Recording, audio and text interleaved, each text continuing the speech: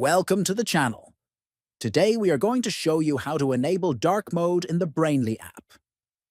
If you prefer a darker interface that's easier on the eyes, especially at night, this video will guide you through the process clearly and quickly. First, open the Brainly app on your phone. Next, navigate to your profile by tapping the profile icon located at the bottom right. Then, at the top right corner, click on the Settings icon to access the app settings. Then, find the option labeled Theme, tap on it to see the available display modes. You will see options dark. Select Dark Mode to switch the app's interface to a darker color scheme. Finally, after selecting Dark Mode, confirm your choice by clicking on OK.